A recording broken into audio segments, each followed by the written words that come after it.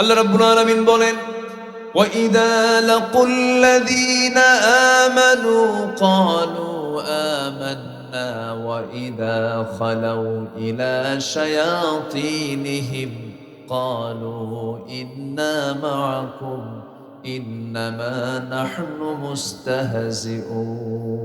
জোরে বলুন আল্লাহু আকবার। এই সমস্ত মুনাফিকরা যখন ইমানদারদের সঙ্গে মিলিত হয় তখন বলে আমরা তোমার সাথে আছি। আবার কাফিরদের সঙ্গে যখন মিলিত হয়, শয়তানদের সঙ্গে যখন মিলিত হয় তখন বলে মূলত আমরা তোমার সাথে আছি। এইভাবে তারা মানুষকে উপহাস করতে থাকে, ধোঁকাবাজি করতে থাকে এই সমস্ত মুনাফিকরা। আল্লাহ রাব্বুল আলামিন এর জন্য মুনাফিকদের ব্যাপারে বলেছেন, অ্যাড্রেস দিচ্ছেন তাদের কি অ্যাড্রেস হবে? ইন্নাল মুনাফিকিনা ফিদ দারকিল আসফালি মিনান নার ওয়ালান তাজিদ লাহুম নাসীরা। জোরে বলুন আল্লাহু আকবার। মুনাফিকরা জাহান্নামের সর্বনিম্ন অবস্থান করবে, তাদের কোনো সাহায্যকারী থাকবে না।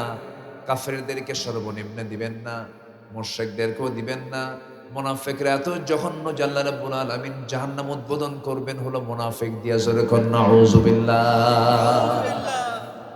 সব জায়গায় মুনাফিক ছিল, এখনো আছে না নাই বলেন? এখনো আছে। মুনাফিকের কিছু আলামত আছে। মুনাফিক যোহর পড়তে পারে, আসর পড়তে পারে, মাগরিব পড়তে পারে, এশার নামাজও কোনো মতো পড়তে পারে, কিন্তু মুনাফিক কখনো কি করতে পারে না? বলেন, কোন নামাজ পড়তে পারে না? আমার দেশে সবচেয়ে কম মুসল্লি মসজিদে পাওয়া যায় কোন ওয়াক্তে বলেন? এখন তো বলুন দেখি, আমার দেশে মানুষ বেশি না মুনাফিক বেশি? ধরতেছে কিন্তু সবাইকে আস্তে আস্তে।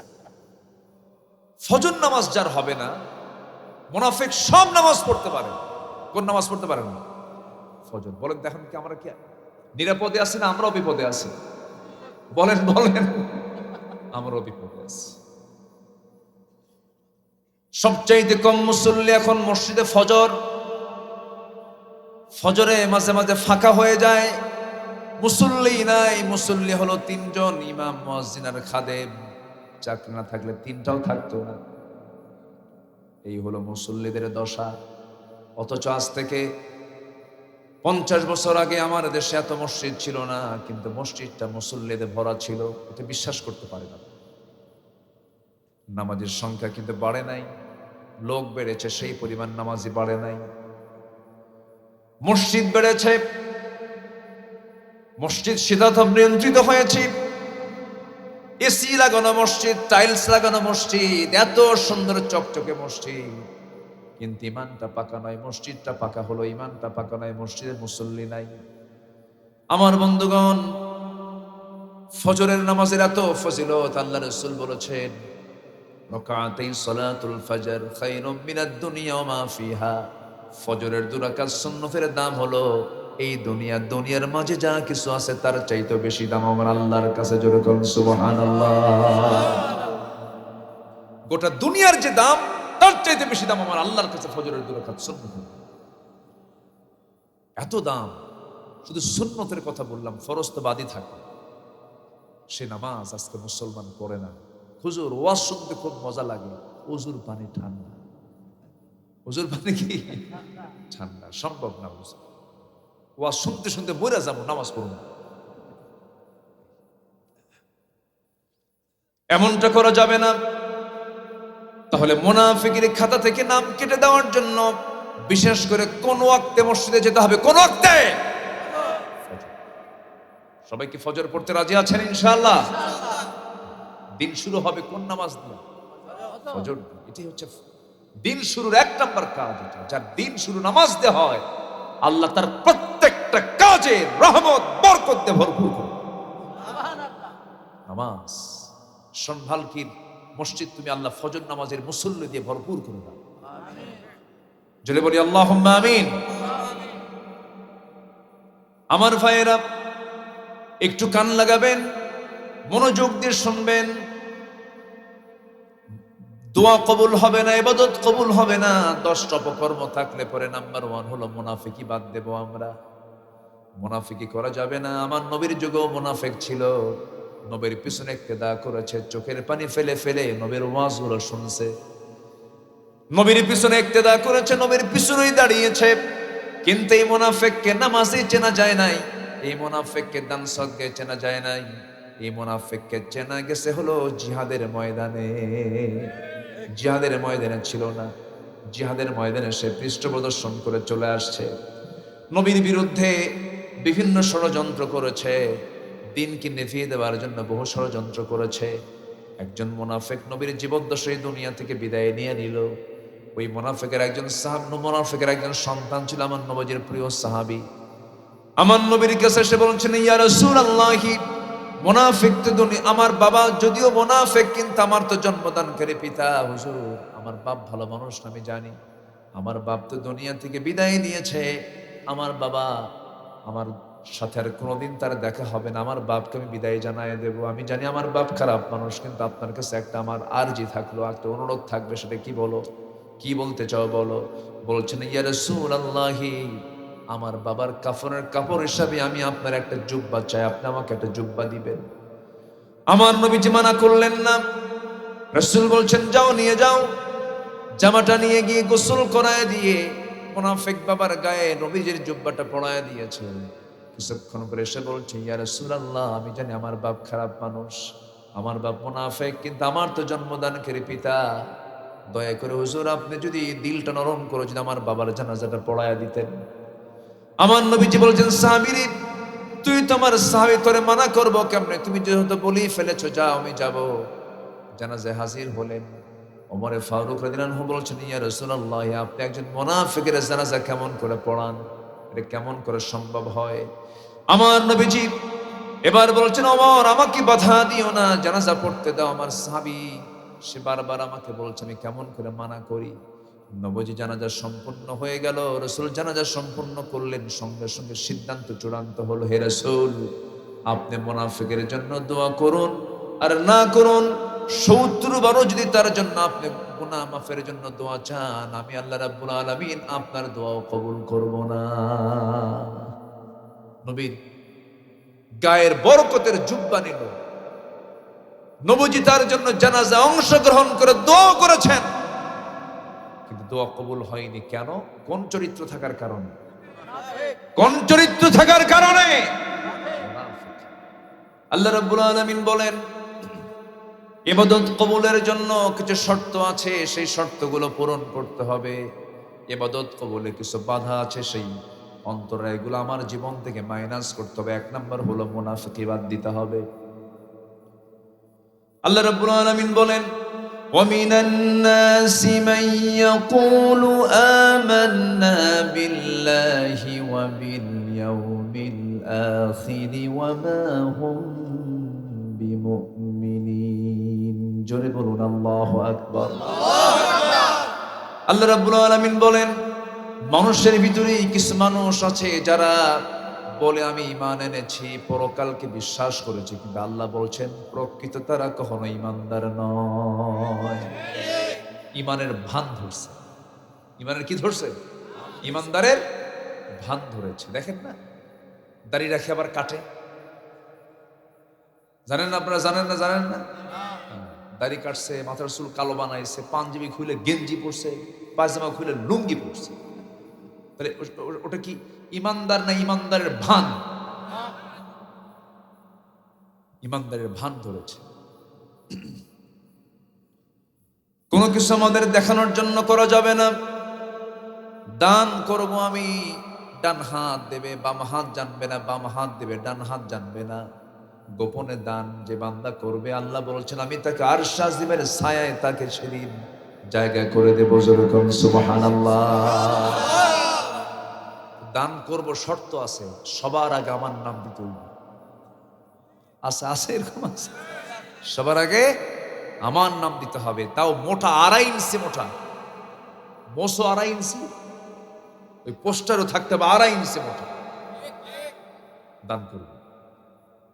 আল্লাহ পাক বলছেন তোদের এই প্রদর্শনের ছাড় দান আমার দরবারে কবুল হবে না। মারহাবা যদি একটু কম হয়, বলেন হুজুর মারহাবা এত আস্তে দিলেন, আমি কি কম দিছি নাকি? হজ করে আসছে, কেউ হাজি কয় না, 7.5 লাখ টাকা খরচ করে হজ করে আসলাম, হাজি কম আছে কিনা বলেন, আছে কিনা? আল্লাহ বলছেন এগুলো সব নিষ্ফল, এগুলো ইবাদত আল্লাহর দরবারে কবুল হবে না। আমার ওয়াজে কিন্তু আজকে খুব একটা মজা পাবেন না, যে সাবজেক্ট ধরছি না জীবনে আর দাওয়াত দেবেন না আমাকে, কিন্তু ওয়াজ তো করতে হবে ভাই। গতকালকে আমার একটা আলোচনা ছিল এক জায়গায়, হকের উপরে কথা বলেছে, অধিকার, হক। ভাইয়ের সম্পত্তি, বোনের সম্পত্তি মেরে খায়, আছে না? এতিমের সম্পত্তি মেরে খাওয়া লোক আছে না? বলেন তো, বলেন তো, এই সমস্ত ওয়াজ কি মজা লাগে? দেখেন মজা লাগে না, কয় মজা লাগে না?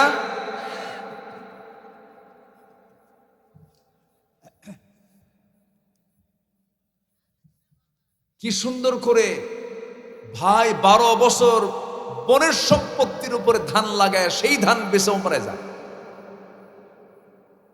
কোটি টাকার সম্পদ পাবে বোন, ভাইয়ের কাছে দেয় না, ওমরায় যায় সস্তা জমজম কূপের পানি, আজোয়া খেজুর, আর মদিনা থেকে একটা চেন নিয়ে আসছে সোনা বোনের জন্য, পাবে কিন্তু 1 কোটি টাকার সম্পত্তি, নিয়ে আসছে একটা ছোট্ট চেন আর এই খেজুর আজোয়া টজর নিয়ে আসা, বোন আসো, তোমার জন্য যে দোয়া করছি বোন আমার,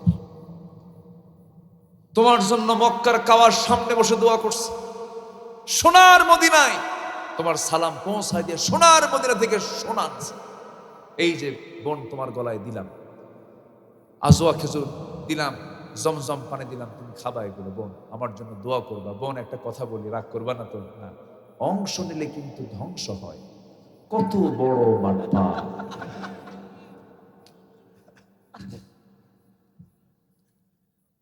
আমার বক্তব্যে আমার মা বোন যদি থাকে পাশে, আছে নাকি?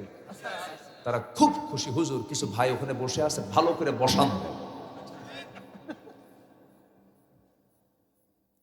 রাগ করতেছেন নাকি ভাইরে? হক নষ্ট করে জান্নাত পাওয়া যাবে না, ইবাদত কবুল হবে না, তো কোনো লাভ নাই, কোনো লাভই হবে না। বরঞ্চ আপনার আমল যদি কম হয়, হক যদি ঠিক থাকে, তাহাজ্জুদ পড়েন নাই, এটার জন্য আপনি জাহান্নাম যাবেন না, কিন্তু ফরজ পড়েন নাই, জাহান্নাম যেতে হবে। ফরজগুলোকে ঠিক রাখি, জোরে বলি ইনশাআল্লাহ। বোনকে সম্পত্তি বুঝায় দেওয়া ফরজ, ইতিমের মাল বুঝায় দেওয়া ফরজ, অন্যের হক রক্ষা করা ফরজ। ফরজগুলোকে লঙ্ঘন না করি। আমাদের স্বভাবটা কেমন হয়েছে জানেন? মাথায় টুপি আছে কিন্তু পরনে লুঙ্গি নেই, কি নাই? লুঙ্গি নেই, কিন্তু মাথায় কি আছে বলেন তো? টুপি কি না থাকলেও কি নামাজ হবে না বলেন তো?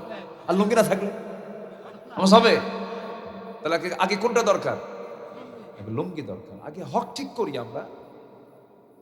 হক ঠিক নাই, কিচ্ছু ঠিক নাই, বাপ মাকে ভাত দেয় না, ওইদিকে খাজা বাবার দরবারে গরু পাঠায়, মহাস্থান করে ঠিকই নিয়ে যায়, গরু আর ছাগল নিয়ে যায়, এ আছে না নয়? ভাবতেছেন হুজুর খবর রাখে না? বৈশাখের শেষ বৃহস্পতিবার তো বিশাল ওখানে বরকতের মাহফিল হয়, কয়েক মন গাজা তার রহমত। কি কথা ঠিক আছে নাকি? এগুলো সব বন্ধ হয়ে যেত যদি ইসলাম ক্ষমতায় আসতো, সব পিটাইয়া সোজা করা হতো। সব গাজা খাবি। বহুদিন আগে 2018 সালের দিকে হাসিনা আমারে একটু জেলখানায় নিয়েছে, বুঝতেছেন কি? একটুই তো বলবো, 3 মাস 4 মাস ছিলাম, এ তো আর বেশি না। 13 বছর ছিলেন আল্লামা সাইদ রাহিমাহুল্লাহ, তার তুলনাতে একটুই। জেলখানায় ঢুকানোর পর আমি বেশ কিছুদিন পর থাকার পর দেখি এক বুড়ো চাচা, লাল মোসওয়ালা, মাথার চুলও লাল, দাড়িও লাল, মোসও লাল, দাড়িও বড়, মোসও বড়, বগলের চুলও বড়, নিজের দিকে আর গেলাম না। তো চাচা জেলখানায় ঢুকছে, বললাম চাচা আপনি কি ধরে আনলো কোন পুলিশ?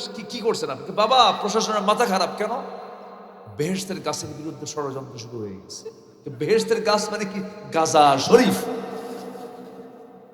গাজা শরীফ করতে বলতেছে। এই হচ্ছে অবস্থা। আমার দেশের শরীফ কিন্তু বহু শব্দের সাথে আছে, মাজার শরীফ, দরুদ শরীফ, তারপরে ওরস শরীফ, কোরআন শরীফ আছে না? দেশ শরীফ, কোরআন শরীফ শব্দ কোথায় আছে? কোরআনুম মাজিদ, ঠিক আছে না? কোরআনুম মাজিদ। কিন্তু আমার দেশে বুখারী শরীফ, মুসলিম শরীফ, ঠিক আছে না? মানে শরীফের সাথে আমাদের দেশে একটা মিল আছে। আমি বলতেছি না তা না, শরীফ শব্দটা খারাপ না, কিন্তু কোরআনের পরিচয় হলো কোরআনুম মাজিদ। ইন্নাহু লাকুরআনুন কারীম, লাকুরআনুন কারীম। আমার দেশে কত যে ভণ্ডামি আছে, খাজা দিল করে তাজা, ইসমে জালাল গাজার কলকি খাওয়া হালাল। এগুলো কিচ্ছু না, শুধু আম গাছের সঙ্গে, কোন আম গাছ জানেন? ন্যাংরা আম গাছের সঙ্গে লাগবে। 1.5 হাত লাঠির পিটন খেলে বাড়ি সব সোজা হয়ে গেল। সবচেয়ে বড় ওষুধ হলো পিটন। সবচেয়ে বড় ওষুধ কি বলেন? দরকার আছে কিনা বলেন? কুল্লা বানান আছে না, আয়াত আছে, কুল্লা বানান, প্রত্যেক গিরে গিরে পিটান দরকার আছে। হাতে লাঠি নেওয়াও সুন্নাত, মার খাওয়াও সুন্নাত, মার দেওয়াও সুন্নাত। 16 বছর মার খেয়েছি, এখন সময় এসেছে বাতিলের বিরুদ্ধে আমাদের প্রয়োজনে লাঠি ব্যবহার করা লাগবে না, ঠিক কিনা? শরীফ ওসমান হাদিকে গুলি করে হত্যা করার ষড়যন্ত্র করা হয়েছে। প্রত্যেকটা হত্যার ষড়যন্ত্র মোকাবেলা করার দরকার আছে না নাই? রাজি আছেন কারা কারা? হাত উঁচু করে দেখান মুসলমান।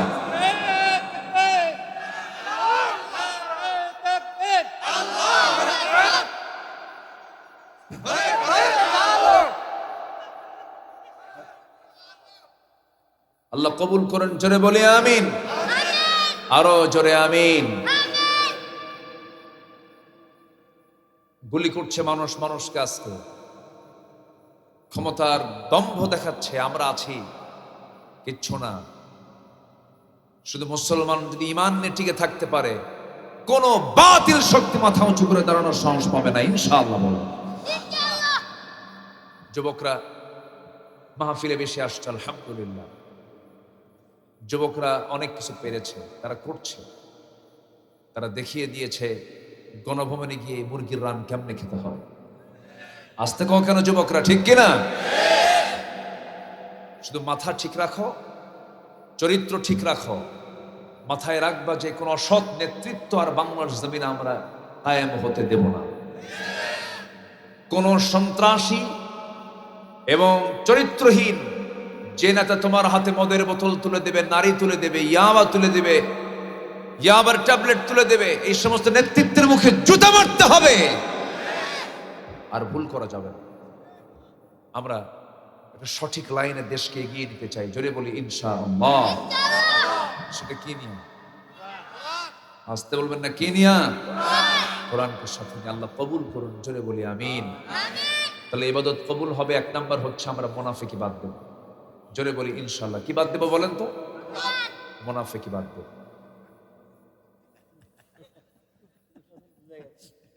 এটা মিসিং হয় না আব্বু? হ্যাঁ, খুব ভালো। ছোট বাচ্চা যেখানে থাকে সেখানে রহমত থাকে, বলি আলহামদুলিল্লাহ। বাচ্চারা মসজিদে গেলে ধমক দিবেন না। কিছু কিছু বুড়া চাচা আছে, চোখ এরকম গরুর মতো বানায়, ঠিক না? মুরব্বীরা, আপনি তো যৌবনের নামাজে পড়েন নাই, বুঝবেন কি? বুড়া মানুষ আবার রাগ করেন না। ছোট ছোট বাচ্চারা যায়, ওরা এমন একটা আচরণ করে, বাচ্চারা থরথর করে কাঁপে, মনে হয় কত বড় আসামি যেন ওই বাচ্চা না। বাচ্চারা সামনে দিয়ে হাঁটবে, খেলবে, হাসাহাসি করবে, চিল্লে চিল্লি করবে, তাও ধমক দিতে পারবেন না। কি কথা বোঝা গেল? আজান হবে, গ্রামের সব বাচ্চাকে মসজিদে আড্ডা দেবে। কোথায় আড্ডা দেবে? মসজিদ।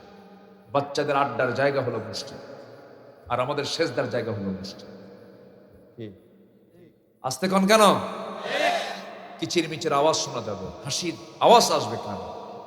এটাই ইসলাম, জোরে বলি সুবহানাল্লাহ। যার যত ছোট ছোট বাচ্চা আছে সব নিয়ে যাবেন মসজিদে, ডানে বামে সব জায়গায় থুয়ে দিবেন, থাক। ইসলাম শেখো, দিন শেখো, শৃঙ্খলা শেখো, সুবহানাল্লাহ বলবেন না? এই যে আছে বসে, সুন্দর, মাশাআল্লাহ। ও লজ্জা পাইছে একটু, এক সমস্যা, আলহামদুলিল্লাহ। রাগ করতেছেন নাকি? ইবাদত কবুল হওয়ার শর্ত হচ্ছে 10টা অপকর্ম ছাড়বো আমরা। এর মধ্যে 1 নাম্বার বলেছে, আমরা মুনাফিকি ছাড়বো। রাজি আছেন তো ইনশাআল্লাহ? মুনাফিকি করা যাবে? মুনাফিক কারা একটু শুনি। অনেক লম্বা কথা, আমাকে সময় দিচ্ছেন তো নাকি? আল্লাহ কবুল করুন। জোরে বলি আল্লাহুম্মা আমিন। আমার বন্ধুগণ, মুনাফিক কারা? আল্লাহ রাব্বুল আলামিন মুনাফিককে চেনার জন্য সূরা মুনাফিকুন নামে একটা সূরা নাযিল করেছেন। আবার কাফিরকে চেনার জন্য সূরা কাফিরুন নাযিল করেছেন। আবার মুমিনকে চেনার জন্য সূরা মুমিনুন নাযিল করেছেন। মুমিন কারা? সূরা মুমিনুন পড়ো। কাফের কারা? সূরা কাফিরুন পড়ো। মুনাফিক কারা? তোমরা সূরা মুনাফিকুন পড়ো। মুনাফিকুন পড়ো মুনাফিক হওয়ার জন্য নাকি? না মুনাফিকে বাদ দেওয়ার জন্য? মুনাফিকি আমরা বাদ দিয়ে দেব।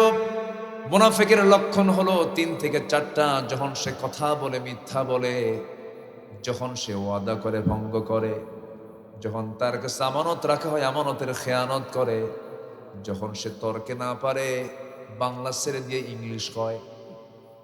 বাংলা ছেড়ে দিয়ে কি কয়? ইংলিশ কয়। খুব নোংরা ভাষায় কথা বলে, বাজে কথা বলে, ফায়সা কথা বলে, মুখ থেকে বেফাস কথা বলে ফেলে। এগুলো হচ্ছে মুনাফিকের লক্ষণ। কিসের লক্ষণ বলে? আমাদের দেশে মুনাফিক নাই তো? মুনাফিক আছে? মুনাফিক আছে? আগামীর সরকার যদি আমরা গঠন করতে পারি, আপনাদের ভোটে নির্বাচিত হতে পারি, মদিনার সনদে দেশ চালাবো। দেখেন মদিনা গেছে, ও কোথায় গেছে? কোথায় চলে গেছে? মদিনায় গেছে। মদিনার সনদে দেশ চালাবো। দলটা হলো নন ইসলামিক পার্টি, বলতেছে আমি মদিনার সনদে দেশ চালাবো।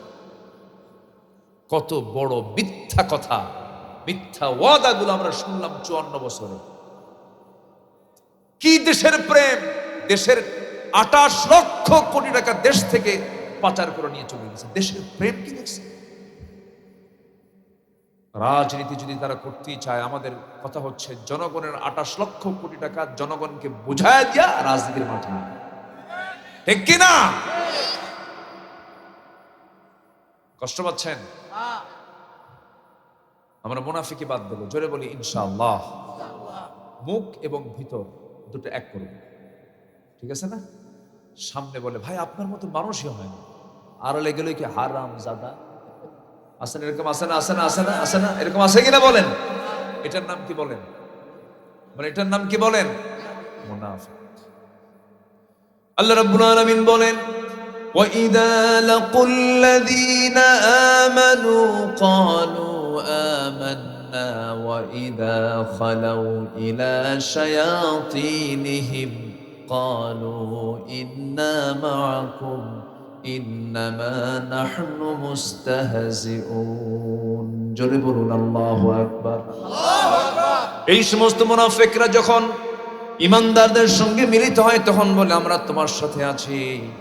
আবার কাফিরদের সঙ্গে যখন মিলিত হয়, শয়তানদের সঙ্গে যখন মিলিত হয় তখন বলে মূলত আমরা তোমার সাথেই আছি। এইভাবে তারা মানুষকে উপহাস করতে থাকে, ধোঁকাবাজি করতে থাকে। এই সমস্ত মুনাফিকরা আল্লাহ রাব্বুল আলামিন এর জন্য মুনাফিকদের ব্যাপারে বলেছেন, অ্যাড্রেস দিচ্ছেন। তাদের কি অ্যাড্রেস হবে?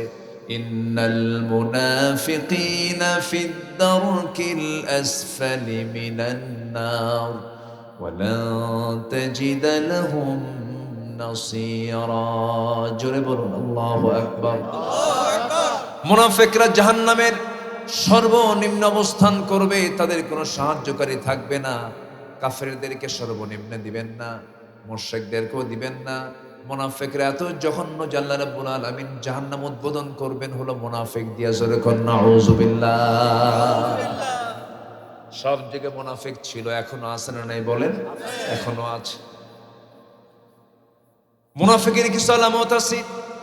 মুনাফিক যোহর পড়তে পারে, আসর পড়তে পারে, মাগরিব পড়তে পারে, এশার নামাজও কোনো মতো পড়তে পারে, কিন্তু মুনাফিক কখনো কি করতে পারে না? বলেন কোন নামাজ পড়তে পারে না? আমার দেশের সবচেয়ে কম মুসল্লি মসজিদে পাওয়া যায় কোন ওয়াক্তে বলেন? এখন তো বলুন দেখি, আমার দেশে মানুষ বেশি না মুনাফিক বেশি? ধরতেছে কিন্তু সবাইকে আস্তে আস্তে। ফজর নামাজ যার হবে না, মুনাফিক সব নামাজ পড়তে পারে। কোন নামাজ পড়তে পারে না?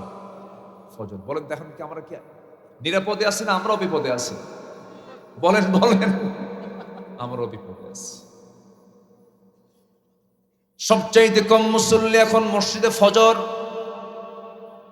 ফজরে মাঝে মাঝে ফাঁকা হয়ে যায়, মুসল্লি নাই। মুসল্লি হলো 3 জন, ইমাম, মুয়াজ্জিন আর খাদেম। চাকরি না থাকলে 3টাও থাকতো না। এই হলো মুসল্লিদের দশা। অথচ আজ থেকে 50 বছর আগে আমার দেশে এত মসজিদ ছিল না, কিন্তু মসজিদটা মুসল্লিতে ভরা ছিল। এটা বিশ্বাস করতে পারে না। নামাজের সংখ্যা কিন্তু বাড়ে নাই, লোক বেড়েছে, সেই পরিমাণ নামাজি বাড়ে নাই। মসজিদ বেড়েছে, মসজিদ শীতাতপ নিয়ন্ত্রিত হয়েছে, এসি লাগানো মসজিদ, টাইলস লাগানো মসজিদ, এত সুন্দর চকচকে মসজিদ, কিন্তু ইমানটা পাকা নয়। মসজিদটা পাকা হলো, ইমানটা পাকা নয়, মসজিদে মুসল্লি নাই। আমার বন্ধুগণ, ফজরের নামাজের এত ফজিলত, আল্লাহ রাসূল বলেছেন রাকাতাই সালাতুল ফজর খায়রুম মিনাদ দুনিয়া ওয়া মা ফিহা। ফজরের 2 রাকাত সুন্নতের দাম হলো এই দুনিয়ার মাঝে যা কিছু আছে তার চাইতে বেশি দাম আমার আল্লাহর কাছে। জোরে বলুন সুবহানাল্লাহ। গোটা দুনিয়ার যে দাম তার চাইতে বেশি দাম আমার আল্লাহর কাছে ফজরের 2 রাকাত সুন্নত। এত দাম। শুধু সুন্নতের কথা বললাম, ফরজ তো বাদই থাকে। সে নামাজ আজকে মুসলমান পড়ে না। হুজুর ওয়াজ শুনতে খুব মজা লাগে, ওযুর পানি ঠান্ডা। ওযুর পানি কি ঠান্ডা? সম্ভব না। হুজুর ওয়াজ শুনতে শুনতে মরে যাবো, নামাজ পড়ব না। এমনটা করা যাবে না। তাহলে মুনাফিকের খাতা থেকে নাম কেটে দেওয়ার জন্য বিশেষ করে কোন ওয়াক্তে মসজিদে যেতে হবে? কোন ওয়াক্তে? সবাই কি ফজর পড়তে রাজি আছেন? ইনশাআল্লাহ। দিন শুরু হবে কোন নামাজ দিয়ে? ফজর। এটি হচ্ছে দিন শুরুর 1 নম্বর কাজ। এটা যার দিন শুরু নামাজ দিয়ে হয়, আল্লাহ তার প্রত্যেকটা কাজে রহমত বরকত দিয়ে ভরপুর করে। নামাজ সন্ভালকির মসজিদ তুমি আল্লাহ ফজর নামাজের মুসল্লি দিয়ে ভরপুর করে দাও। জোরে বলি আল্লাহুম্মা আমিন। আমার ভাইয়েরা, একটু কান লাগাবেন, মনোযোগ দিয়ে শুনবেন। দোয়া কবুল হবে না, ইবাদত কবুল হবে না। 10টা অপকর্ম থাকলে পরে নাম্বার 1 হলো মুনাফিকি। বাদ দেব আমরা? মুনাফিকি করা যাবে না। আমার নবীর যুগেও মুনাফিক ছিল, নবীর পিছনে ইক্তেদা করেছে, চোখের পানি ফেলে ফেলে নবীর ওয়াজগুলো শুনছে, নবীর পিছনে ইক্তেদা করেছে, নবীর পিছনেই দাঁড়িয়েছে। কিন্তু এই মুনাফিককে নামাজে চেনা যায় নাই, এই মুনাফিককে দান সদকায় চেনা যায় নাই, এই মুনাফিককে চেনা গেছে হলো জিহাদের ময়দানে। জিহাদের ময়দানে ছিল না, জিহাদের ময়দানে সে পৃষ্ঠ প্রদর্শন করে চলে আসছে।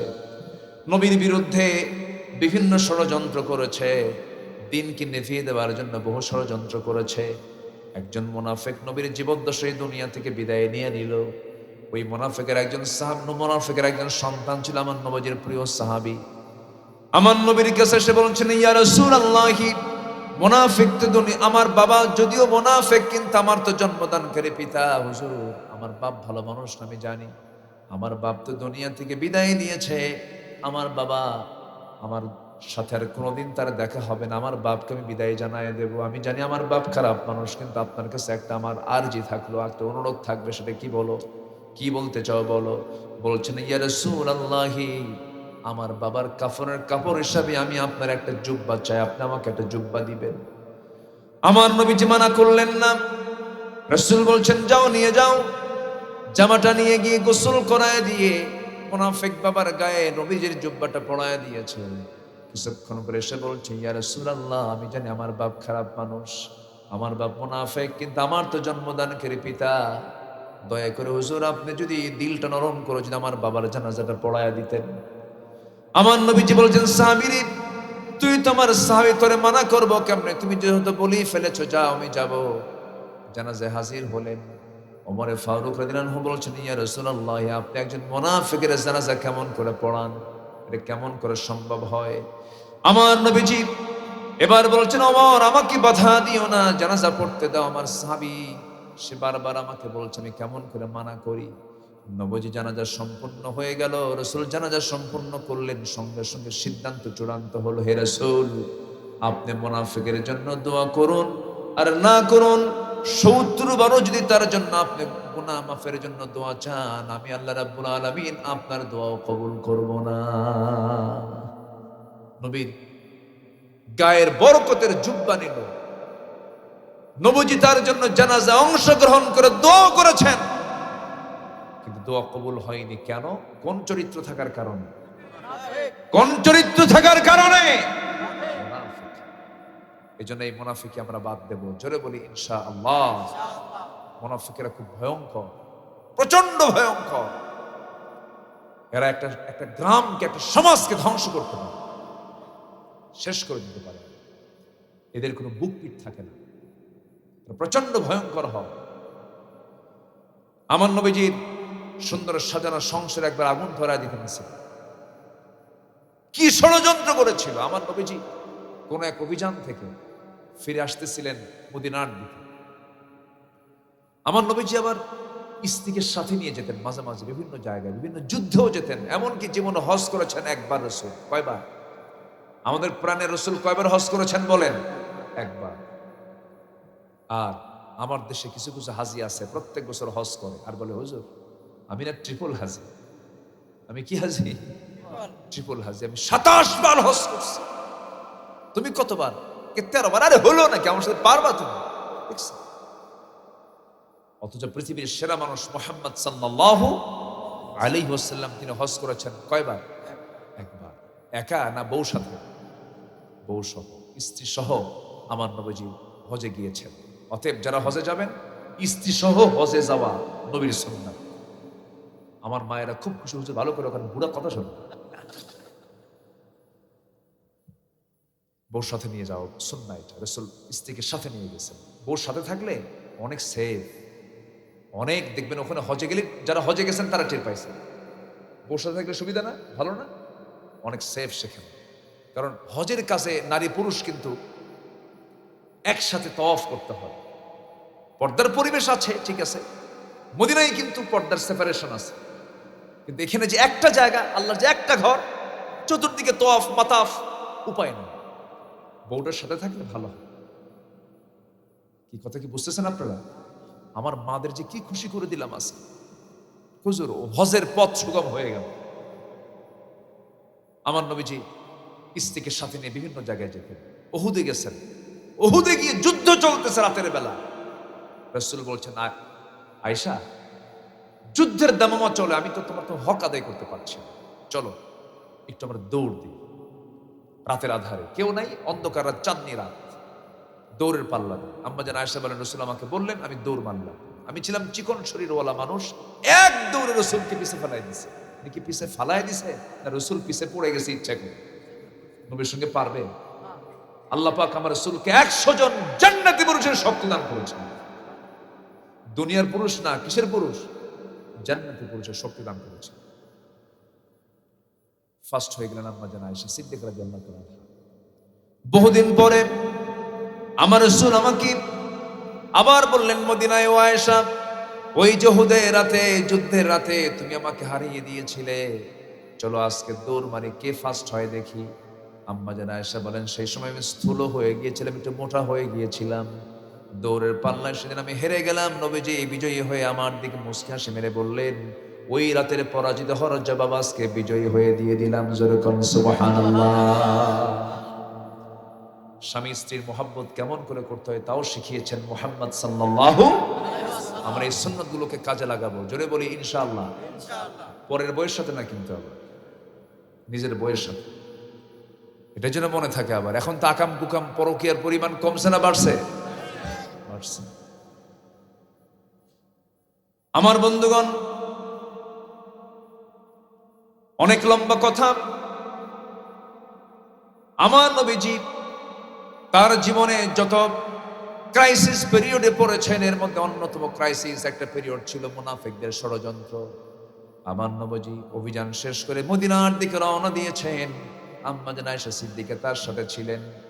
একটা উটের পিঠে হাওদার মধ্যে তিনি ছিলেন, তার দায়িত্বে একজন সাহাবীও ছিলেন। আমার নবীজি রওনা দিয়েছেন মদিনার পথে। এমন সময় হাওদা থেকে আম্মা জান আয়েশা সিদ্দিকা বলছেন, আমাকে নামিয়ে দাও, আমাকে আড়ালে যেতে হবে, প্রকৃতির ডাকের সাড়া দিতে হবে, আমাকে শৌচকার্য করতে হবে, হাজত সারতে হবে। তাকে হাওদা থেকে নামায় দেওয়া হলো, উটের পিঠ থেকে হাওদা নামানো হলো, পালকি নামানো হলো। সেখান থেকে নেমে আড়ালে চলে গেছেন শৌচকার্য করার জন্য। দেরি হয়ে গেছে। এসে দেখেন উট নাই, পালকি নাই, লোকজন কেউ নাই, সাহাবী কেউ নাই, সব চলে গেছে, উনি একা পড়ে গেছেন। সঙ্গে সঙ্গে চাদর মুড়ি দিয়া ঢেকে ফেললেন নিজের দেহটাকে। বোরকার উদ্দেশ্য হলো ঢেকে ফেলা, আর আজকের সমাজের বোরকার উদ্দেশ্য হলো ঢেকে ফেলা না, সাজিয়ে দেখানো। বলেন তো, বলেন তো, বলেন। ঢেকে ফেলা না সাজিয়ে দেখা? সাজিয়ে দেখা। আমরা কি বোরকাওয়ালি হব না পর্দাওয়ালি হব? বলেন। আমার মা বোনদের বলতেছে, আমার মা বোনেরা কি হবে, বোরকাওয়ালি হবে না পর্দাওয়ালি হবে? পর্দা। বোরকাওয়ালি হয়ে লাভ, পর্দাওয়ালি হতে হবে। কি ওটা কি ঠিক আছে না? সম্মানিত ভাই, অনেক মেয়ে বোরকা পরে, এমন বোরকা পরে, বোরকার গায়ে আবার আয়না লাগানো। আয়না, আয়না মানে আসল। এটা কি বোরকা পরলেন? আম্মা জান আয়েশা সিদ্দিকা করলেন কি? চাদর মুড়ি দিয়ে, একদম চাদর মুড়িতে ঢেকে গেলেন। কাটিং কোনো কাপড় না, একদম ঢেকে দিয়ে বসে গেলেন। তখন পর্দার বিধান নাজিল হয়ে গেছে। আগে তো পর্দা ছিল না, পর্দাটা আসছে পরে। পর্দা সব যুগই ছিল, আবার ভুল বুঝবেন। মিনিমাম যে পর্দাটা, যে শালীনতা, এটা আদম হাওয়ার সময় থেকে ছিল, ঠিক কিনা বলেন? মিনিমাম যেটা, সেটা ছিল সব সময়ের জন্য। তো উনি একা পড়ে গেলেন। ভাবলেন কি করা যায়, কি করবো, আমি তো একা পড়ে গেলাম। রাসূল আবার এক সাহাবীকে দায়িত্ব দিয়েছেন, সাফওয়ান নামে এক সাহাবী। তাকে বললেন, সাফওয়ান, তুমি সবার শেষে আসবে। আমার বাদ পড়ে যাওয়া কিছু সাহাবী, তাদেরকে তুমি একসঙ্গে করে নিয়ে মদিনায় চলে আসবে। তুমি তো পথ চিনো, রাস্তা চিনো। কাচ্চা হুজুর, ঠিক আছে। কেউ বাদ পড়ে নেই, বাদ পড়েছেন মিসেস মুহাম্মদ সাল্লাল্লাহু আলাইহি ওয়াসাল্লাম। আমার নবীজির স্ত্রী আম্মা জান আয়েশা যখন বাদ পড়ে গেলেন, বাদ পড়ার সঙ্গে সঙ্গে ওই সাফওয়ান দায়িত্বরত সাহাবী, তিনি এসে বলছেন, আমি আপনাকে চিনতে পেরেছি আম্মা জান, আপনি কোনো চিন্তা করবেন না। পর্দার নিয়ম রক্ষা করে আমি আপনাকে নবীর ঘর পর্যন্ত নিরাপদে পৌঁছায় দেব। ঘোড়ার পিঠে করে তাকে নিয়ে চলে গেলেন মদিনায়, নবীর ঘরে পৌঁছায় দিলেন। কিন্তু এই যে গোটা রাত ধরে একজন সাহাবীর সাথে আম্মা জান আয়েশা সিদ্দিকা হাজতের কারণে, প্রয়োজনের পরিপ্রেক্ষিতে তিনি রাত্রি ভ্রমণ করলেন, মদিনা পর্যন্ত পৌঁছে গেলেন। এই কথা যখন মুনাফিকদের কানে চলে গেছে, মুনাফিকরা এই ছোট্ট একটা ইস্যুকে এত বড় বানায় ফেললো যে শেষ পর্যন্ত গোটা মদিনার টপ টক হয়ে গেল। সব ব্রেকিং নিউজ হলো, টপ নিউজ হলো, লেটেস্ট নিউজ হলো। তোমরা কি জানো, গত রাত্রিতে বিশ্বনবীর স্ত্রী আয়েশা একজন পরপুরুষের সঙ্গে গোটা রাত সফর করে চলে আসছে মদিনায়, তার চরিত্র ঠিক নাই। যেরকম নাউজুবিল্লাহ, আর যেরকম নাউজুবিল্লাহ। তাহলে এই সমস্ত যারা কাজ করে তারা কি বলেন তো, বলেন তারা কি, তারা কি, তারা কি? মুনাফিক। এটা স্বভাব, এটা মুনাফিকদের কি স্বভাব। আমার নবীজির কানে নিউজটা চলে গেল। নবীজি শোনার সঙ্গে সঙ্গে তার মনটা মরে গেল, চেহারা ফ্যাকাশে হয়ে গেল। বইয়ের বিরুদ্ধে যদি এমন কোনো কথা স্বামীর কানে চলে যায়, মন তো খারাপ হওয়াটাই স্বাভাবিক। আমার নবীজি মন মরা হয়ে গেলেন, ঘরের মধ্যে ঢুকে বলছেন, আয়েশা, আমি তোমাকে দারুণ ভালোবাসি, তবে কিছু কথা আমার কানকে ভারী করে দিচ্ছে। আমার কাছে মনে হচ্ছে এই সময় তোমার আমার কাছে না থেকে তোমার মার বাড়িতে যাওয়া উচিত। এমন কথা শোনার সঙ্গে সঙ্গে আম্মা জান আয়েশা যেন আকাশ থেকে ভেঙে পড়লেন। কারণ মেয়েদেরকে মানায় বিয়ের পরে বাবার বাড়ি না স্বামীর বাড়ি? বলেন, কার বাড়ি মানায়? স্বামীর বাড়ি মানায়। আমার বন্ধুগণ, আম্মা জান আয়েশা সিদ্দিকা বলছেন, ইয়া রাসূলুল্লাহি, আপনার সঙ্গে আমার যে পরিচয় স্বামী স্ত্রী, তবে তার চাইতে বড় বিষয় হলো আপনি আল্লাহর রাসূল। আপনি যেহেতু আমাকে অর্ডার করেছেন, কোনো ক্রমেই তো আমি লঙ্ঘন করতে পারবো না, আমি যেতে বাধ্য। আমি আমার মার বাড়িতে চলে গেলাম, ইয়া রাসূলুল্লাহ, তবে আমার যে বিয়ের সিদ্ধান্ত দুনিয়ার কেউ দেয় নাই। আমার বিয়ের ফয়সালা যেহেতু আসমান থেকে এসেছে, সে আসমানের মালিক মহান রব্বুল আলামিনের কাছে আমি সাহায্য চাই। এই কথা বলে চলে গেলেন মায়ের বাড়িতে। আমার বন্ধুগণ, রাসূল যদি গায়েব জানতেন তাহলে বলতেন, আয়েশা, যা শুনতে সব মিথ্যা কথা, বানোয়াট কথা, তুমি আমার বাড়িতেই থাকবে। এই ইতিহাস যদি আমরা পর্যালোচনা করি, নিশ্চিত আমরা বলতে পারি পৃথিবীর কোন মানুষ গায়েবের মালিক নয়, গায়েবের মালিক একজন, তিনি আমার কে। আর আমার দেশের কিছু পীররা গায়েব জানে। তোমার এটা হবে, তোমার এটা হবে, বাচ্চা হবে 3 বছর পর। এইগুলো বলে না, বলে না, বলে না, বলে না, দুষ্ট এগুলো। বাবা, ও বাবা তোমার কাছে আসছি, বাবা দেখো তো আমার দরবার, আমার কপালে কি বাচ্চা কাচ্চা আছে নাকি? 10 মিনিট ধরে বাবাকে ডাকতেছে, হঠাৎ করে বাবা চোখ বন্ধ রাখছে 10 মিনিট, হঠাৎ করে বলে যা। দেখছেন, মানে কি যেন বুঝাচ্ছ, তোর কপাল খুলে গেছে, কিচ্ছু না, 1.5 হাত লাঠির পিটন দরকার ওই বদমাইশে, ঠিক কিনা? কেউ গায়েব জানে না, গায়েব জানেন কে? আমার রাসূল বললেন, আয়েশা তুমি তোমার বাবার বাড়ি চলে যাও। তিনি যদি জানতেন গায়েব, বলতেন? বলতেন। আম্মা জান আয়েশা রাতের বেলা ঘুমাতে যান, ঘুমাতে পারেন না। আমার নবীজি নিজের বিছানায় ঘুমাতে যান, ঘুমাতে পারেন না। হাতটা গায়ে দিয়ে দেখেন আয়েশা কলিজাটা খান খান হয়ে যাচ্ছে, নবীজি কাঁদেন। আম্মা জান আয়েশা সেজদায় পড়ে পড়ে কাঁদতে কাঁদতে চিকন মানুষ আরো চিকন হয়ে গেলেন। দুজন কান্দে, দুজন কান্না দেখে সাহাবে কেরামদের কান্না শুরু হয়ে যায়। সাহাবীদের মন মরা, নবীর মন মরা হলে সাহাবীদের মন তাজা থাকে নাকি? সবার মন মরা, নবীজির মুখে হাসি বন্ধ হয়ে গেছে। আম্মা জান আয়েশা সিদ্দিকের এই সিচুয়েশনে নবীজির মনটা ভালো নাই। ওইদিকে মুনাফিকরা, সাহাবীরা মন খারাপ করে থাকে আর মুনাফিকরা হাসে। মুনাফিকরা কি করে? হাসে। কিন্তু ধৈর্যশীলদের পুরস্কার দেন কে বলেন? আসতে বলবেন না, কে পুরস্কার দেন বলেন? আল্লাহ তাআলা। আম্মা জান আয়েশা সিদ্দিকা রাদিয়াল্লাহু আনহা সিজদায় পড়ে পড়ে ডুকরে ডুকরে কাঁদেন আর বলছেন, আল্লাহ তুমি তো সবচাইতে বড় সাক্ষী, আমার এই সমস্ত অপকর্মের সঙ্গে আমার কোনো সম্পৃক্ততা নাই। মুনাফিকরা লেগেছে, আল্লাহ মেহেরবানি করে এই বিপদ থেকে তুমি আল্লাহ আমাকে হেফাজত করো। জোরে বলেন সুবহানাল্লাহ। 40 দিন পার হয়ে গেল। সময় কিছুদিন যাওয়ার পরে আমার নবীর কাছে ওহী নাযিল হলো, হে রাসূল, আয়েশাকে নিয়ে যে কথা চলতেছে সম্পূর্ণ মিথ্যা, ভিত্তিহীন। ইন্নাল্লাযীনা জাউ বিল ইফকি উসবাতুম মিনকুম। কোনো টেনশন নাই, আপনি আপনার স্ত্রীকে আপনার ঘরে নিয়ে আসুন। নবীর আনন্দ দেখে কে? আমার নবীজি দৌড় মেরে শ্বশুর বাড়ি গিয়ে বলছে, আয়েশা তুমি কোথায়? খুঁজো, ডেকেও পাচ্ছেন না, অভিমান করে আছে। মেয়েদের মধ্যে অভিমান আছে না? বলুন, মেয়েদের স্বভাবগত দিক সোজা না বাঁকা? এত আস্তে আস্তে মানে সবারটা সোজা মনে হয়, ভাব সপ্তাহে দেখে মনে হচ্ছে সবার বাড়ির বউ মনে ফেরেশতা মনে হয়। এই সোজা না বাঁকা? আল্লাহ বাঁকা করে যা বানাইছে। কথা কম কয় না বেশি কয়? বলেন বলেন, বেশি বলে। এটা মাথায় রাখতে হবে। তারা কথা বেশি বলবে, তারা একটু বাঁকামি করবে, এটা তাদের নেচার। এটা মাথায় নিয়ে সংসার করতে হবে। বেগুন কিনছেন, যদি পোকা হয়, পোকাওয়ালা বেগুন যদি বাড়িতে তোলেন, বর্ষার দিনের বেগুন কি ভালো থাকে? পোকা হয় তো, পোকা বোঝাও যায় না। নিয়ে গেছেন বটিতে, শুধু কোটা মাত্রই যখন দেখছে বেগুন পোকা, 9টার দিকে ধরেন বেগুন কোটা শুরু করছে, 9টার থেকে শুরু বেগুনের তফসির একদম বেলা 1টা পর্যন্ত। কি কথা কি বুঝতেছেন আপনারা?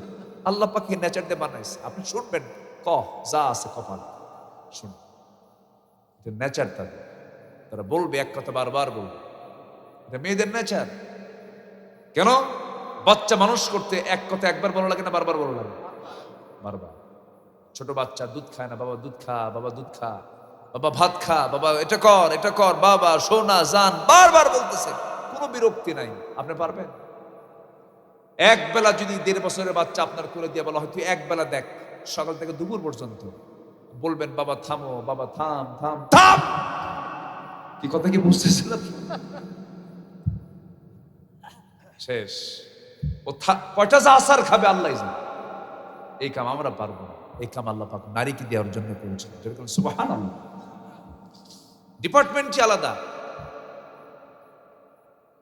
মন খারাপ করে বসে আছেন আম্মা জান আয়েশা সিদ্দিকা, কোনো কথা কয় না, চুপচাপ।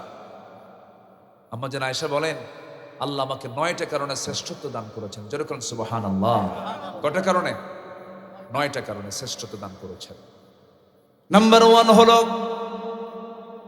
আমি একমাত্র 9 বছরের নববধূ হয়েছি, 13 বছরের নবীর ঘরে পদার্পণ করেছি।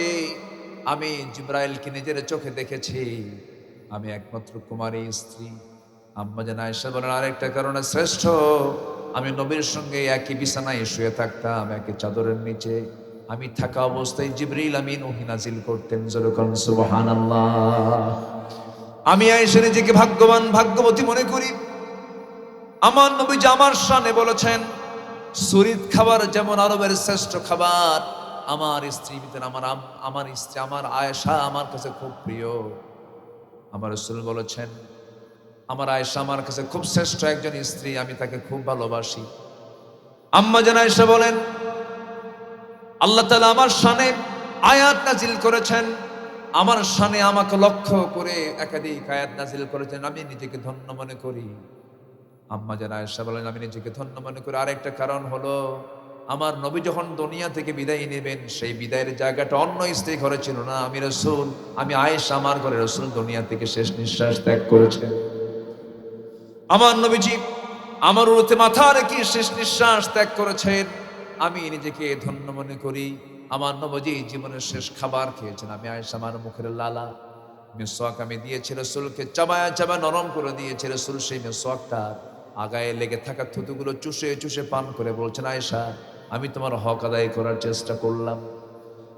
আম্মা জান আয়েশা বলেন, নবীজি আমি আরেকটা কারণে আল্লাহ পাক আমাকে শ্রেষ্ঠত্ব দান করেছেন, সেটা হলো নবীজি দুনিয়া থেকে যখন বিদায় নিলেন, আমার নবীর কবরটা অন্য কোনো ঘরে হয় নাই, আমার নবীর কবরটা আল্লাহ পাক আমার ঘরে ব্যবস্থা করেছেন। যেরকম সুবহানাল্লাহ। আমার নবী যে জায়গায় শুয়ে আছেন এখন, এটা হচ্ছে আম্মা জান আয়েশা সিদ্দিকার ঘর। ওই জায়গাতেই শুয়ে আছেন দুজন সাহাবী, এর মধ্যে একজন আবু বকর সিদ্দিক রাদিয়াল্লাহু তাআলা আনহু, কিন্তু দ্বিতীয় জন আম্মা জান আয়েশা সিদ্দিকার চিন্তা ছিল, আমি যদি মরে যাই আমার কবরটা নবীর পাশে হবে। কিন্তু ওমর ফারুক রাদিয়াল্লাহু আনহু যখন দুনিয়া থেকে বিদায় নিচ্ছিলেন, আহত হয়ে পড়েছিলেন মদিনায়, তাকে পিছন দিক থেকে নামাজের অবস্থায় চাকু মেরেছিল, ধারালো অস্ত্র প্রয়োগ করেছিল। নবীজির এই প্রিয় সাহাবী রক্তাক্ত অবস্থায়, হত অবস্থায়, জখম অবস্থায় তিনি বেঁচে ছিলেন কিছুক্ষণ। ওই সময় তিনি তার ছেলেকে ডাক দিয়ে বলছেন, ছেলে আমার, তুমি তাড়াতাড়ি চলে যাও, আয়েশার কাছে চলে যাও, আমার বড় শখ আমি নবীর পাশে ঘুমাবো, সে যদি একটু জায়গা দিত আমি নবীর পাশে ঘুমাতাম। এই কথা গিয়ে যখন প্রপোজ করলো, প্রস্তাব যখন দিয়ে দিল, আম্মা জান আয়েশা সিদ্দিকে কাঁদতে কাঁদতে বলছেন, আরে অর্ধ দুনিয়ার শাসন করতে ওমরের মতো মানুষ আমার কাছে চাইলেই কি আমি প্রত্যাখ্যান করতে পারি নাকি? আমি আমার জায়গাটুকু ওমরকে দিয়ে দিলাম। যেরকম সুবহানাল্লাহ। নবীর পাশে দুজন সাহাবী, কয়জন সাহাবী বলেন? দুজন সাহাবী শুয়ে আছেন। আল্লাহ পাক আমাকে কয়েক মাস আগে নিয়েছিলেন, বহুবার গিয়েছি। এবার যখন গিয়েছিলাম খুব ভালো লেগেছিল, এবারটা একটু ভিন্ন রকম ছিল। রাত ৩টার দিকে ঢুকলাম, রাউদাতুম মিন রিয়াদিল জান্নাহ, রাউদাতুম মিন রিয়াদিল জান্নাহ যখন ঢুকলাম, ঢুকে বেশি সময় পাওয়া যায় না, অল্প সময়ে বের করে দেয়, বেশি থাকার সুযোগ হয় না। সবাই তো সে জায়গায় সবাই যেতে চায়, টাইমটা খুব কম। ভিতরে ঢুকি ভাবলাম ফজর নামাজটা যদি একটু পড়তে পারতাম। আমার দেশের কিছু প্রবাসী সেখানে আমার সঙ্গে দেখা হলো, চাকরি করে সেই জায়গায়, পরিচ্ছন্নতার কাজ করে। আমার দিকে তাকায় খুব খুশি হয়ে আমাকে জড়িয়ে ধরে বলে, হুজুর আপনি উমরায় আসছেন, খুব খুশি হলাম। বললাম খুশি আরেকটা করতে হবে, কি? এই জায়গায় থাকবো বেশিক্ষণ, এই জায়গায় থাকবো বেশিক্ষণ, থাকবো কি ব্যবস্থা করো, আমি আজান নামাজ পর্যন্ত থাকতে চাই। বলতেছে হুজুর দেখি ব্যবস্থা করা যায় কিনা, আমার দেশের প্রবাসী কিছু ওখানে থাকে। ওখানকার বড় অফিসারকে গিয়ে এমন বলছে আমার ব্যাপারে, বুঝলেন, এমন পাম দিচ্ছে, আমার দেশের মানুষ তো তেল মারতে পারে, বুঝলেন, এমন তেল মারছে। অফিসার নিজে এসে আমার হাত ধরে টেনে রাউদাতুম মিন রিয়াদিল জান্নাহর প্রথম কাতারের এক পাশে আমাকে বসায় দিয়েছে। যে পাশে বসায় দিয়েছে সেখান থেকে আমার নবীর কবরটা মাত্র ৩ থেকে ৪ হাত দূর, একদম পাশে, মানে ফার্স্ট যে নামাজের জায়গাটা সেটা আমার জন্য ওনারা দিলেন। বসলাম, এরপরে ইনটেক একটা জমজমের পানির বোতল আমাকে দিল, কিছু খেজুর দিল, কিছু আতর দিল। বসলাম, বসার পরে বাম পাশে আমার নবী শুয়ে আছে, ডান পাশে হচ্ছে আমার নবীর মিম্বার, যেখানে আমার নবীজি খুতবা দিতেন, মিম্বারে দাঁড়িয়ে কথা বলতেন। ওই মিম্বার এবং আমার নবীর ঘর, যেটা এখন কবর, রাসূল বলেছেন মা বাইনা বাইতি ওয়া মিম্বারি রাউদাতুম মিন রিয়াদিল জান্নাহ, আমার ঘর এবং এই মিম্বার এর মাঝে যে অংশটুকু, এটা হলো দুনিয়ার জান্নাতের টুকরো। আমি তৃপ্তি ভরে সেখানে সময় কাটালাম। আমি একটা দোয়া করেছি আল্লাহর কাছে, প্রথম দোয়া, সেটা হলো আল্লাহ আমার বাড়ি সেই সুদূর বাংলাদেশে, কোন দিন মৌত দিবা জানি না, তোমার কাছে একটা একটা প্রস্তাবনা, আল্লাহ আমার মৌতটা যেন এই মদিনায় হয়। আমি এই দোয়াটা করে এসেছি। সম্মানিত ভাইয়েরা, জীবনের অঙ্ক মিলাতে গেলে একটা বিষয় মাথায় রাখবেন, সেটা হলো শুধু একজন মানুষকে যদি আমরা মডেল বানাতে পারি, একজন মানুষকে যদি আমরা আদর্শের প্রতীক মনে করতে পারি, ভালোবাসতে পারি, আনুগত্য করতে পারি, মরতে দেরি জান্নাত পেতে দেরি নাই। তিনি হচ্ছেন মুহাম্মদ সাল্লাল্লাহু আলাইহি ওয়াসাল্লাম। রাসূলকে খুব মহব্বত করে, কিন্তু নামাজে মহব্বত আছে, দান সদকায় মহব্বত আছে, রাষ্ট্র পরিচালনায় রাসূলকে মহব্বত করে না। আছে না নাই? এগুলো উম্মত নয়, এগুলো ভণ্ড প্রতারক। রাসূলকে আমরা রাষ্ট্রীয় পর্যায়ে তার মডেল মানবো, জোরে বলি ইনশাআল্লাহ। রাসূলকে রাষ্ট্র চালান নাই, বিচার করেন নাই, অতএব রাসূলকে মানবো এক জায়গায় না সব জায়গায়? সব জায়গায়। আম্মা জান আয়েশা সিদ্দিকা বলেন, আমি নিজেকে ধন্য মনে করি, রাসূল আমার সঙ্গে শেষ কথা বলেছেন, আমাকে শেষ হাদিসটা বলে গেছেন। রাসূল বলেছেন, আয়েশা আমি দুনিয়া থেকে বিদায় নিচ্ছি, যে কোনো মুহূর্তে মালাকুল মউত আমার কাছে চলে আসবে, আমি দুনিয়া থেকে বিদায় নেব। ওরে আয়েশা, আমার উম্মতকে বলে দিও, আমার উম্মতরা যেন কখনো 5 ওয়াক্ত নামাজ যেন না ছেড়ে দেয়। জোরে কোন সুবহানাল্লাহ।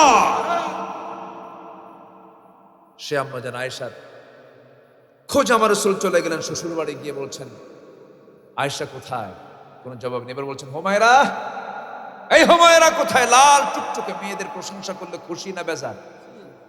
প্রশংসা করবেন। বউ যদি কালো হয় কখনো কালো পাবেন না, বলবেন তুই চাঁদের মতো চকচক। কি বুঝতেছেন কি আপনারা? কখনো কালো বলা যাবে না। খাটোকে খাটো বলবেন না। আমার নবীজির সামনে একদিন আম্মা জান আয়েশা বলছেন, ইয়া রাসূলুল্লাহ, সাফিয়া কিন্তু খাটো। মানে আরেক স্ত্রী কথা বলতে নিয়ে উনি বলতেছেন ও কিন্তু খাটো।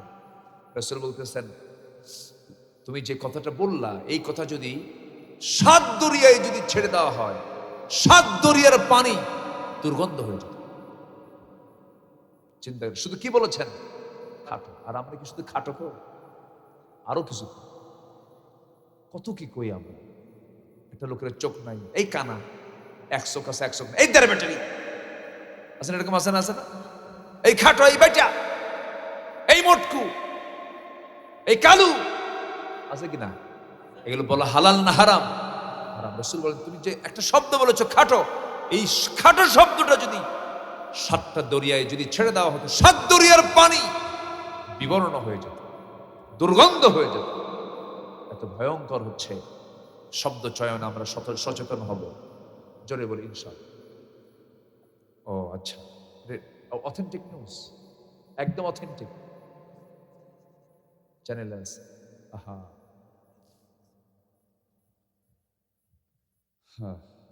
সম্মানিত ভাই, আমি কি কথা বলবো?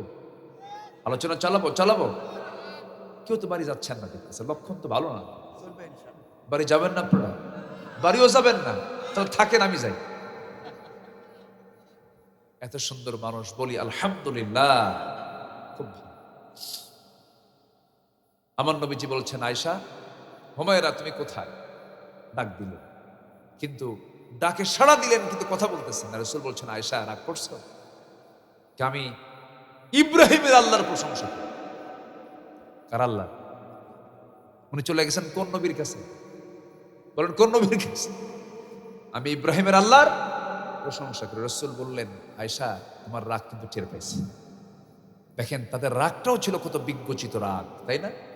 সুন্দর করে বোঝায় দিল। রাসূল বললেন, আয়েশা চলো, আল্লাহ পাক তোমার সামনে আয়াত নাজিল করেছেন, তুমি নির্দোষ, তোমার কোনো দোষ নেই। কিন্তু এই যে বিশাল সময় ধরে একটা প্যাঁচে একটা গোলক ধাঁধায় ফেলেছিল, কোন চক্র? বলেন কোন চক্র? বলেন মুনাফিক। আল্লাহ পাক মুনাফিকি থেকে আমাদেরকে বাঁচান, আমাদের সমাজকে বাঁচান, আমাদের পরিবারকে বাঁচান, আমাদের রাষ্ট্রকে বাঁচান। জোরে বলি আল্লাহুম্মা আমিন। ধর্মের দোহাই দিয়া ধর্মের বিরুদ্ধে কথা বলে, আছে না? আছে কিনা বলেন? 1 নাম্বার গেল, ইবাদত কবুলের 1 নাম্বার অন্তরায় হচ্ছে মুনাফিকি করা। আরো আছে কয়টা? নুরু, আজকে শেষ না শুরু? অনেক কথা। সম্মানিত ভাইয়েরা, আমি শুনতে পেলাম আমাদের সর্বক্ষণ একটা ভিতরে একটা ছটফটানি ভাব ছিল। শরীফ ওসমান হাদি এক ক্ষণজন্মা একজন মানুষ, মাত্র 32 ইয়ার্স, 32 বছর বয়স, 10 মাসের একটা বাচ্চা আছে তার। সে বলেছিল, আমি জানি আমাকে মানুষ মেরেও ফেলতে পারে, আমি যদি মরে যাই আমার সন্তানগুলোকে আপনারা দেখবেন। সে দুনিয়া থেকে কিছুক্ষণ আগে বিদায় নিয়েছে। অথেন্টিক তো নিউজ? কি ঠিক আছে নাকি? আমি তো 1 ঘন্টা আগেও আমি দেখেছি যে এরকম কোনো নিউজ পাইনি, কিন্তু এখন শুনতে পেলাম আমার সাথে যে আসছে সফর সঙ্গে বলতেছে, হুজুর আমি চ্যানেল থেকে নিউজ, একদম অথেন্টিক নিউজ জানতে পারলাম ইন্তেকাল করেছে। নাকি ঠিক আছে নাকি? সম্মানিত ভাইয়েরা, মানুষ মরে যায়, তবে এই হত্যার বদলা অবশ্যই তরুণদের নিতে হবে। তরুণরা, শরীফ ওসমান হাদি বুঝিয়ে গেল শত্রু আমাদের কারা। শত্রুকে চিহ্নিত করে এই দেশকে আধিপত্যবাদের কবল থেকে হেফাজত করতে হবে। মুসলমান রাজি আছো? কোন যুবকরা হাত উঁচু করে দেখাও।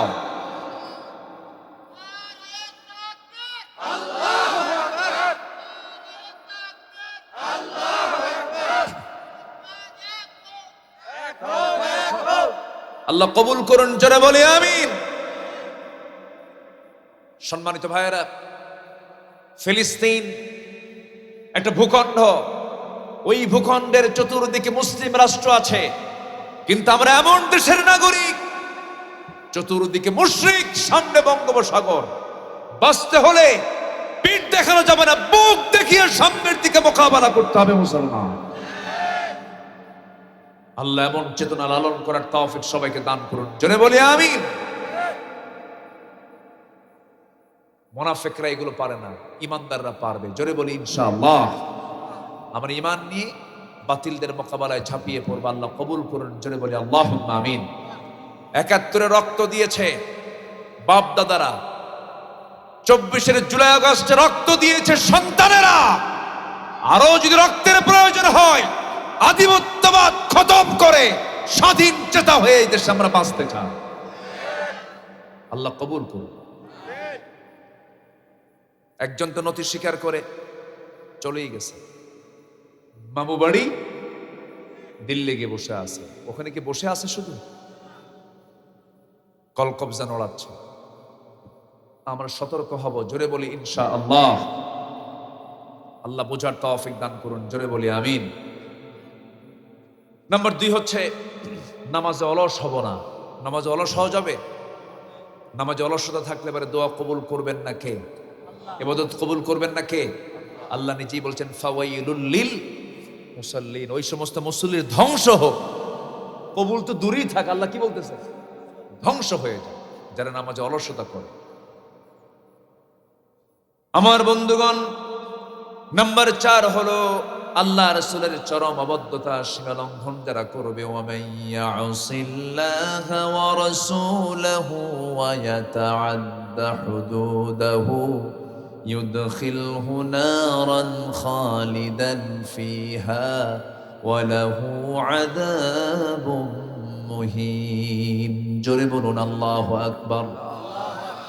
যারা সীমা লঙ্ঘন করবে, নবীর এবং আল্লাহর যারা চরম অবাধ্যতা করবে, তাদের জন্য যন্ত্রণার শাস্তি রয়েছে জাহান্নামের মধ্যে। এমন অপকর্মের সঙ্গে আমরা জড়িত হব না, জোরে বলি ইনশাআল্লাহ। নাম্বার 4 হলো আল্লাহর সাথে যারা শিরিক করবে, তাদের জন্য আল্লাহ রাব্বুল আলামিন কোনো দোয়া কবুল করবেন না। শিরিকের গুনাহ বড় ভয়ঙ্কর।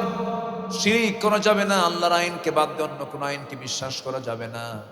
শনিবারে বাস কাটা যাবে না, মঙ্গলবারে বিয়ে হওয়া যাবে না, সকালবেলা বাকি দেওয়া যাবে না। আছে নাকি এগুলো? বিয়ের দিন যদি বৃষ্টি হয়, সারা জীবন তারা চোখের পানি ফুরাবে না। ওরে বাপরে বাপ, এই সমস্ত বিষয়গুলো হারাম। এই সমস্ত বিশ্বাসগুলো কখনো করা যাবে না, এগুলো হারাম বিষয়, শিরকের বিষয়।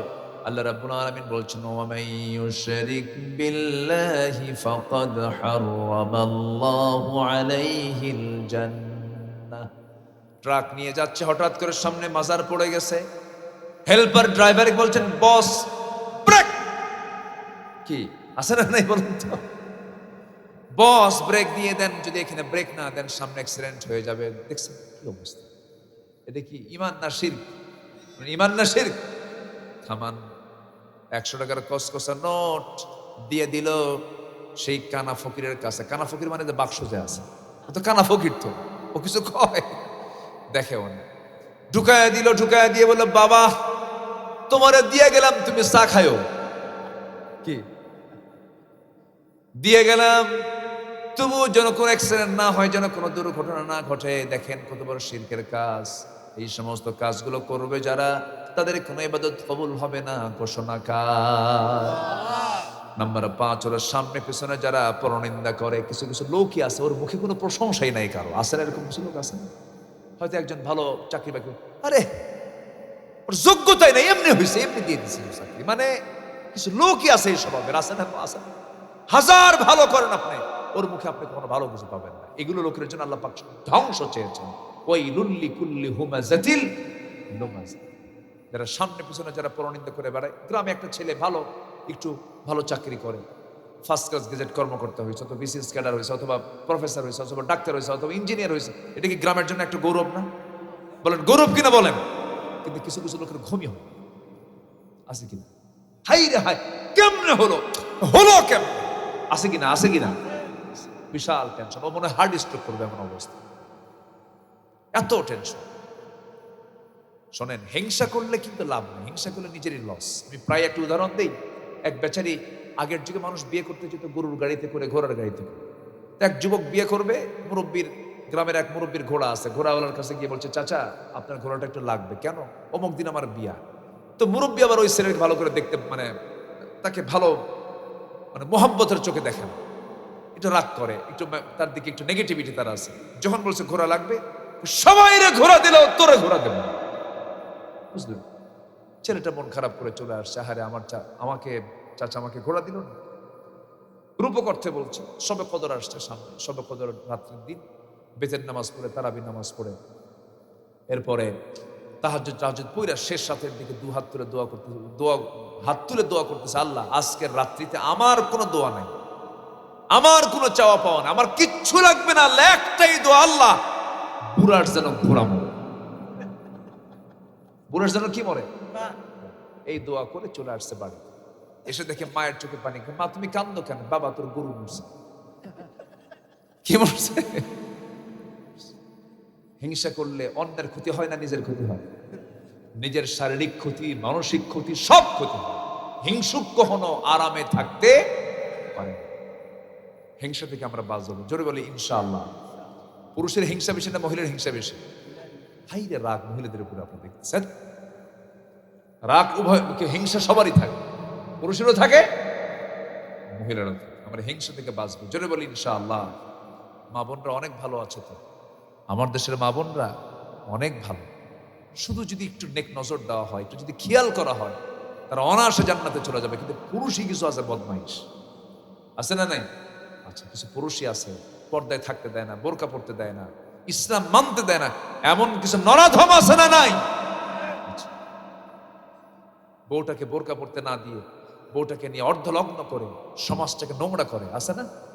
আছে না? সমাজ নষ্ট করে। বিয়ের দিন এত নোংরা করে, নিজের বউটাকে সাজায় নিয়ে বিয়ের অনুষ্ঠানে আসে, সবাইকে দেখায়, আমার বউ দেখ, এটা জাতীয় সম্পদ, সবাই দেখ। যেরকম নাউজুবিল্লাহ, এরকম বিকৃত রুচির লোক আছে না নাই? শিবগঞ্জের মানুষ খুব ভালো মানুষ। আমি শিবগঞ্জে মানে খুব ঘন ঘন আসতাম আগে, এখন একটু কম আসা হয়। খুব ভালো, আলহামদুলিল্লাহ বলে। ডানপন্থী মানুষ বেশি, এখানে বাম টাম কম। দুই একটা আবুজেল থাকবেই তো, এটা না থাকলে খেলা হবে কেন? থাকবে, ওগুলো থাকা দরকার, দুই একটা থাকার দরকার আছে না নাই? খারাপ না থাকলে ভালোর মর্যাদা থাকে, ভালোর গুরুত্ব থাকে। খারাপ দিতে ভালো বোঝা যায়, ভালো দিয়েই খারাপ বোঝা যায়। আবু জেহেল যেখানে রসুল, নাম্বার 6 হলো আল্লাহকে ভুলে থাকা এবং মন্দ কাজের আদেশ করা। এটা হচ্ছে আল্লাহর দোয়া কবরের অন্তরা। আমরা ভালো কাজে থাকবো, জোরে বলি ইনশাআল্লাহ। আল্লাহ রাব্বুল আলামিন বলেন, তাআওয়ানু আলাল বিররি ওয়াত التقوى ولا تعاونوا على الإثم والعدوان আল্লাহ রাব্বুল আলামিন বলেন ভালো কাজে তাকওয়ার কাজে পরস্পরকে তোমরা সহযোগিতা করো, খারাপ কাজে সহযোগিতা করো না। মুনাফিকরা করে কি? মুনাফিকরা হলো ইয়া'মুরুনা বিল মুনকারি ওয়া ইয়ানহাউনা আনিল মা'রুফ। মুনাফিকরা ভালো কাজে বাধা দেয়, মন্দ কাজে তারা অনুমতি দিয়ে দেয়। মাহফিল বন্ধ করে সিনেমা হল চালু করে, মাহফিল বন্ধ করে যাত্রার অনুমতি দিয়ে দেয়। করে নাই? 16 বছর করে নাই? এগুলো করে নাই? গোপীনাথের মেলা হয়েছে, ওয়াজ মাহফিল হয়নি, ঠিক কিনা? ভাবতেছেন হুজুর খবর জানেন না? আশেপাশেই তো, হ্যাঁ আশেপাশে আমার দেশে। তবে হ্যাঁ, একটা চেঞ্জ হয়ে গেছে, সেটা হলো এখন কিন্তু যাত্রা নাটকের পরিমাণ অনেকটাই নাই বললেই চলে, নাই বললেই চলে। মাহফিলের সংখ্যা কিন্তু আগের চাইতে অনেক বেশি বেড়েছে, বলি আলহামদুলিল্লাহ। অনেকে বলে মাহফিল করে লাভ কি, তো যাত্রা করে লাভ কি? মাহফিল হওয়ার দরকার আছে না নাই? আজকের এই মাহফিলে যদি একজনও যদি নামাজি হয়, মাহফিল কবুল। সবাইকে ফজর নামাজ পড়বেন ইনশাআল্লাহ? সবাই ফজর পড়তে রাজি আছি তো? এখন আর বলার কোনো কোনো কষ্ট দেখাতে পারবেন না। এখন প্রযুক্তির যুগ, একটু লাইন দিলেই উজুর পানি গরম হয়ে যায়। কি উজুর পানি গরম হয়ে যায়? সবকিছু এখন সহজলভ্য হয়ে গেছে, সহজ হয়ে গেছে। আপনি পারেন না, আপনি হাঁপানির রোগী, অ্যাজমার রোগী, আপনার সমস্যা, আল্লাহ বলছেন উজু করিস না, তাই দাঁড়িয়ে পারিস না, বসে পড়, বসে পারিস না, শুয়ে পড়, শুয়ে নামাজ আমি আল্লাহ কবুল করে নেব। যা জোরে বলি সুবহানাল্লাহ। তবু নামাজ কাজা করা যাবে? সফরে আছো, জোহর পড়তে পারো নাই, সময়ের সমস্যা নাই, জোহর আসর একসঙ্গে পড়ো। সফরে আছো, মাগরিব পড়তে পারো নাই, মাগরিব এশা মুজদালিফার মতো একসাথে পড়ো। মুজদালিফায় ঠিক আছে না? মাগরিব নামাজ কি রাস্তায় হয় না? হয়। সব মুজদালিফায় গিয়ে রাত 1টার দিকে গেলেও মাগরিব এশা একসাথে। সফর আল্লাহ পাক বান্দার জন্য কঠিন করে দেন নাই। লা ইউকাল্লিফুল্লাহু নাফসান ইল্লা উসআহা। কষ্ট পাচ্ছেন? নাম্বার 7, অনেক লম্বা কথা ছিল, আমি শর্ট করে নিয়ে আসলাম। শয়তানের যদি পদাঙ্ক অনুসরণ করি তাহলে কি আমার দোয়া কবুল হবে? শয়তান কয় সুদ খা। সুদ শিবগঞ্জে নাই, মাঝের হট্টেও নাই, আছে সুদ আছে। শয়তান কি কয়? সুদ খা। আর আল্লাহ কয় কি? সুদ হারাম, এর পাশে যেও। সুদ খায়া নামাজ পড়লে কি সেই ইবাদত কবুল হবে? হবে। আমার দেশে বহু নামাজি সুদখোর আছে। সুদখোর কি? নামাজি সুদখোর। তাহলে হজ করে আসলে কি কয়? হাজি। তারপরে কি বুঝতেছেন? কি দান করলে বলে কি? দানবীর। ঠিক আছে না? নেতৃত্ব দিতে বলে জননেতা, জনদরদি, দানবীর, হাজি অমর। আর যে সুদ খায় তার সঙ্গে যোগ করতে হবে জনদরদি, নামাজি, হাজি, সুদখোর, সলিমুদ্দিন। কি কথা বুঝেন নাই? তাহলে সুদখোরের নাম যদি সুদখোরকে বলে যদি ডাকা হয়, সুদখোর কি খুশি হবে? খুশি হবে। তাহলে বলুন, আজকের সমাজে যে সুদগুলো চলতেছে, এই সুদের সঙ্গে মুসলমানদের সম্পৃক্ততা আছে না নাই? দোয়া কবুল হবে? সুদের ভয়ঙ্কর একটা পরিণতি আল্লাহ রাব্বুল আলামিন বান্দার জন্য রেখে দিয়েছেন। সুদের যত গুনাহ আছে, সুদের 70 প্রকার গুনাহ আছে, এর মধ্যে সর্বনিম্ন গুনাহ হলো সে যেন নিজের মার সঙ্গে জিনা করলো। এত ভয়ঙ্কর অপরাধ, এত ভয়ঙ্কর গুনাহ, এই সুদের কাছাকাছি আমরা কেউ যাব না। আল্লাহ রাব্বুল আলামিন সুদের ব্যাপারে স্পষ্ট ধারণা দিয়ে দিয়েছেন। অনেকে প্যাঁচ লাগান, অনেকে বিভিন্ন ধরনের প্যাঁচ লাগায় বলে সব ব্যাংক এদের সুদ খায় না, সব ব্যাংক সুদ খায় না। আমার বন্ধুগণ, সুদ এবং ব্যবসার মধ্যে বিশাল তফাৎ।